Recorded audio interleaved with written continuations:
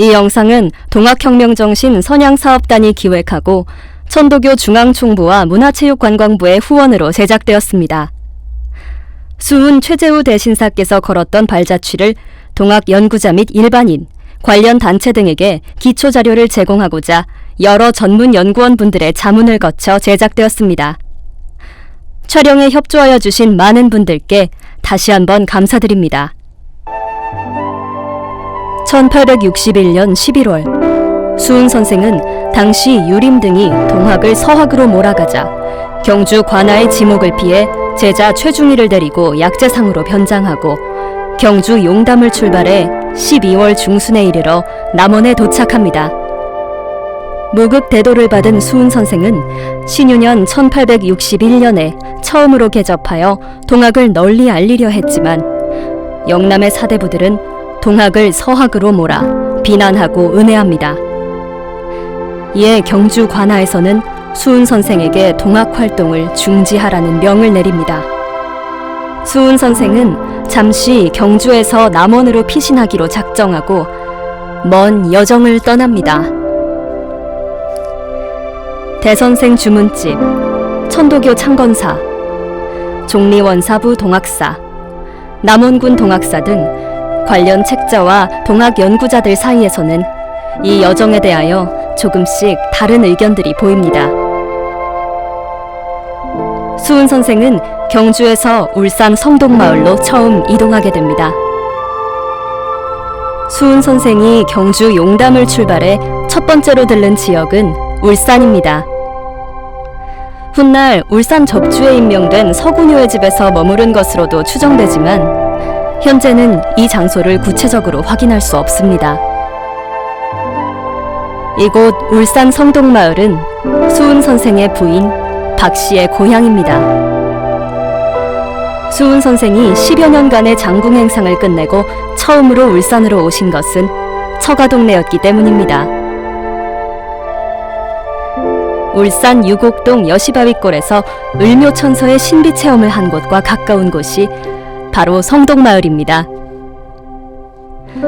수훈 선생은 이곳 여시바위골에서 구도의 방향을 외부에서 내부로 전환합니다.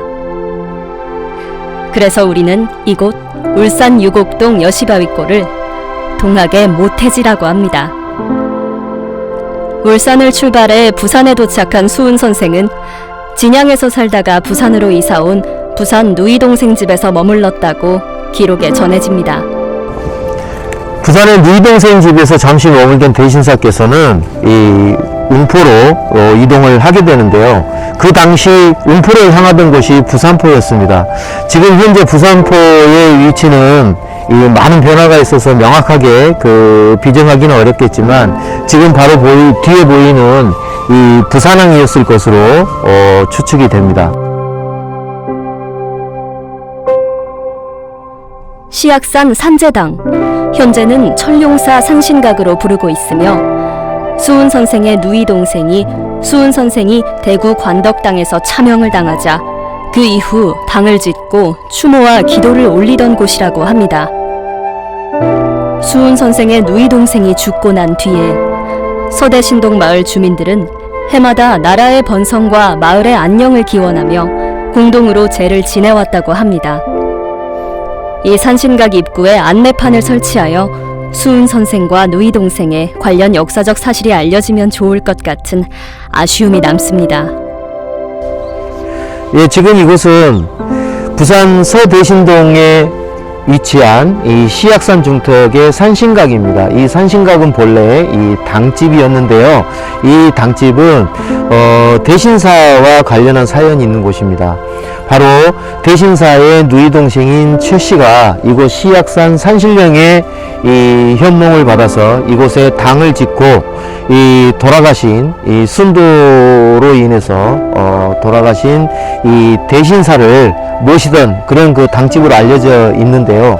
이 당 안에, 그러니까 산신각 안에는 지금 현재 이 대신사와 대신사의 부인, 그리고 이 당을 세웠던 이 누이 동생 이 최 씨의 영정, 이 세 분의 영정이 모셔져 있습니다. 부산 영도에 가면 신선동 아씨당이 있습니다.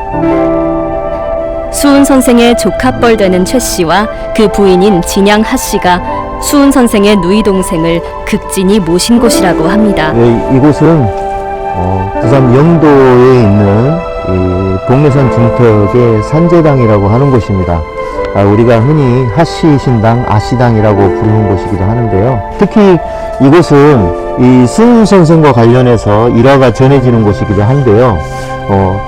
앞서 말씀드린 시약산에서 시약산 산당에서 순도하신 이 수훈 선생을 모시던 누이 동생의 이 시봉하는 그런 그 모습, 이 정성스러운 그 모습에 감동받은 이 수훈 선생의 조카 최 씨와 그 부인 하 씨가 이 누이 동생을 위해서 이 신당을 모시고 이곳에서 죽었다고 전해지는 그런 곳이기도 합니다.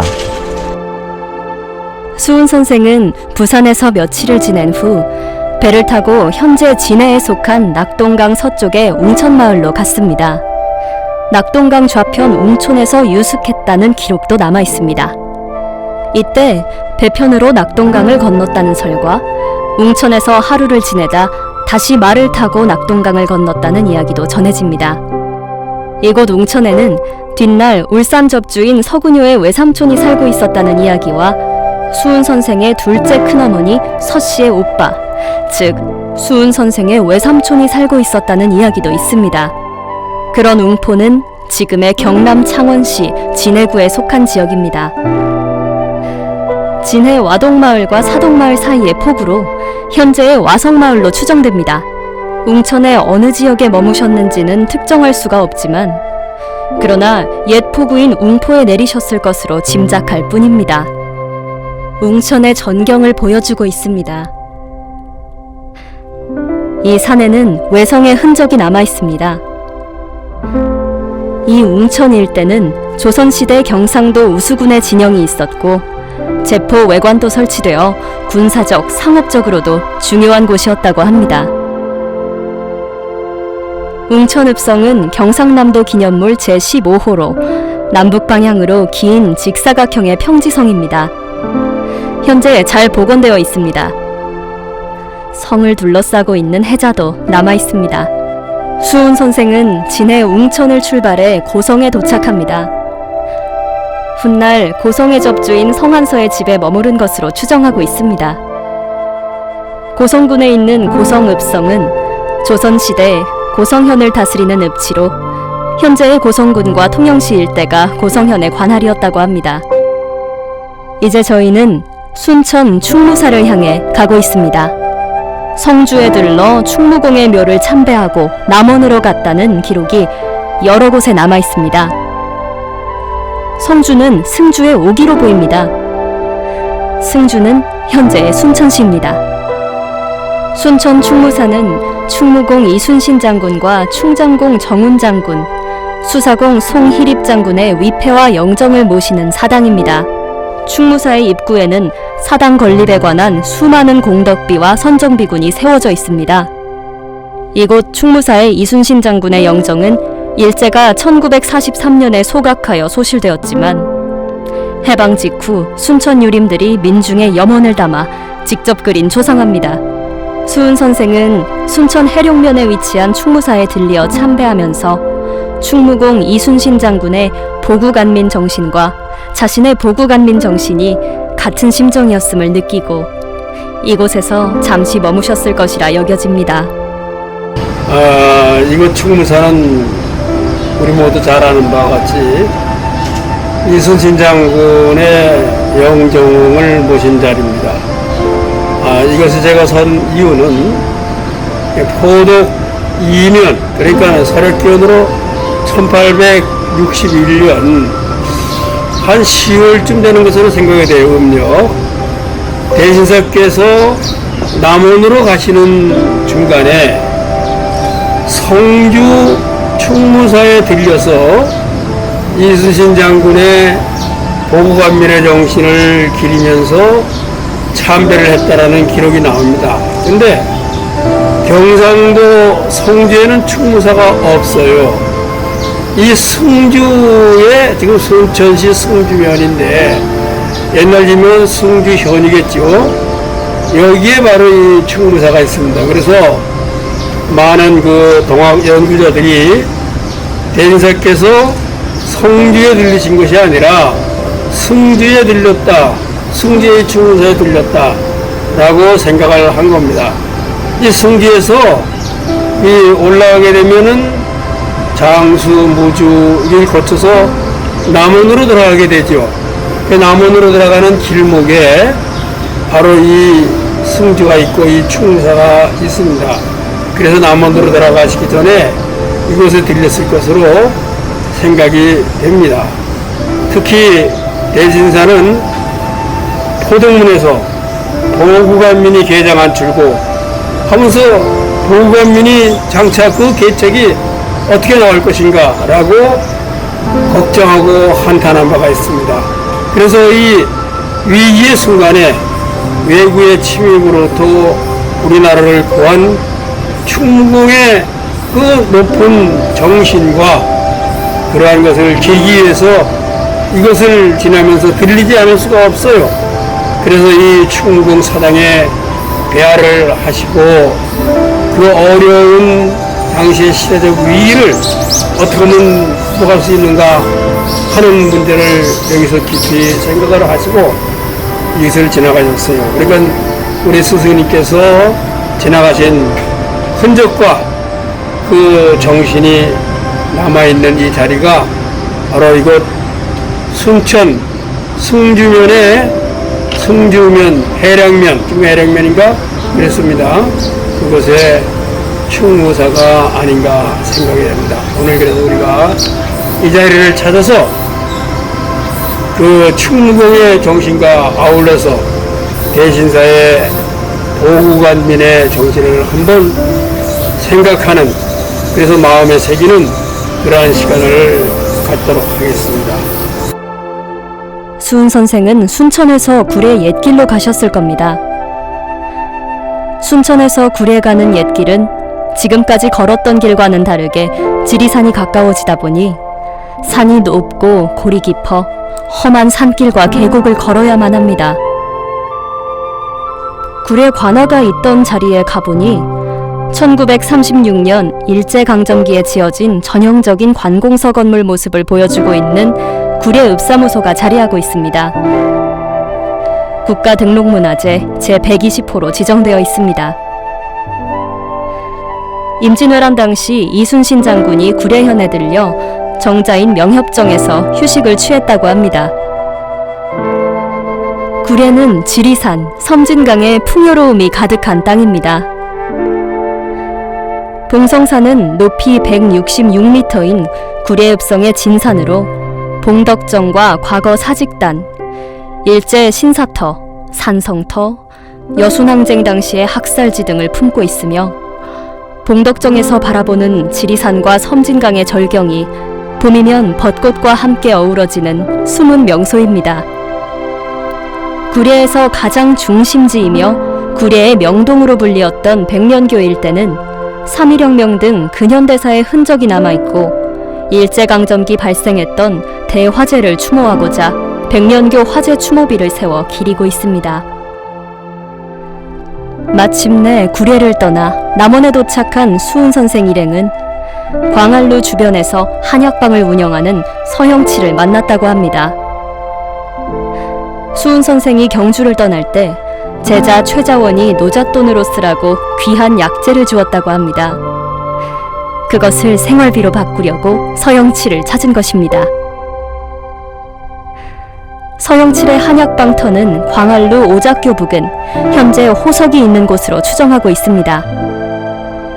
이 당시 서영칠은 수은 선생을 만나 이야기를 나누다 수은 선생이 범상한 사람이 아님을 알게 되어 사제지간에 의를 맺고 그 후 서영칠과 공윤창이 동학에 입도하였고 뒤이어 양형숙, 양국삼, 서공서, 이경구, 양득삼 등도 차례로 입도하여 비로소 전라지역에도 동학의 뿌리가 내리게 되었습니다.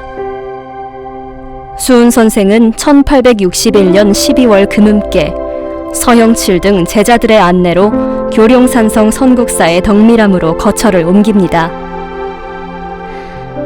덕미람은 선국사에서 산속으로 약간 떨어진 암자입니다.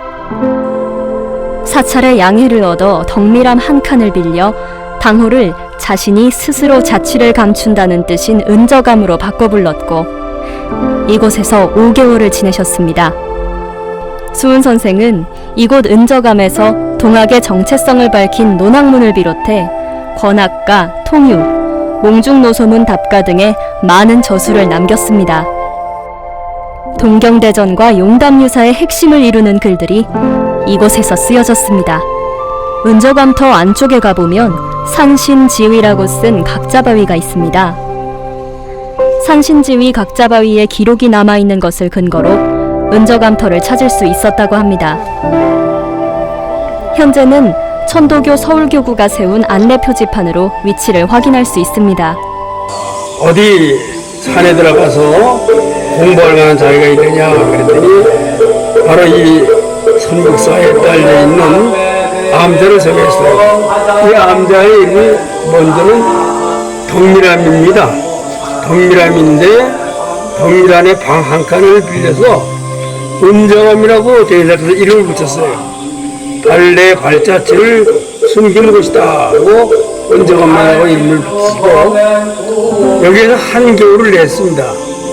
한겨울을 내시면서 굉장히 중요한 일을 하셨는데 동학을 논학문 그걸 동학문이라고 말하는데 이 논학문을 썼어요. 물론 이 논학문은 경주에서부터 전부 구상해 오신 거죠. 여기서 쓰셨고 그 다음에 권학가와 도수사를 여기서 쓰셨고 그 다음에 수동문도 여기서 쓰진 않았지만 여기서 구상을 하신 것은 아닌가 이런 생각이 듭니다. 그러니까는 우리 천도교 경전의 매우 중요한 부분들을 바로 이것에서 쓰시고 구상한 그러한 것이 됩니다. 당시 이 선국사는 굉장히 큰 절이었던 모양이에요. 저 기록에 보면 승려가 300명이 되었다 할 정도면 이 보제로는 이 부속 건물로 봐서도 굉장히 큰 사찰임을 우리는 알 수가 있었습니다.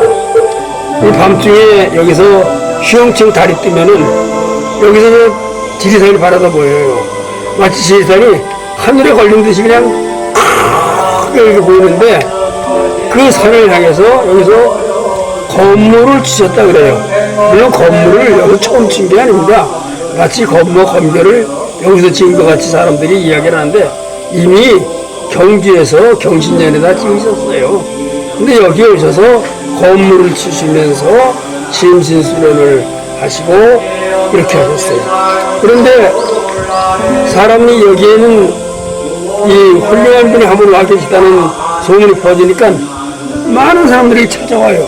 그게 이제 그 통유문에 나옵니다. 많은 사람들이 오는데 반은 와서 어떤 그 돈을 넣어서 오는 사람이고 반은 놀러 오는 사람이고 근데 이 궁극한 산 속에 그분들을 대접할 양식이 아무것도 없어요.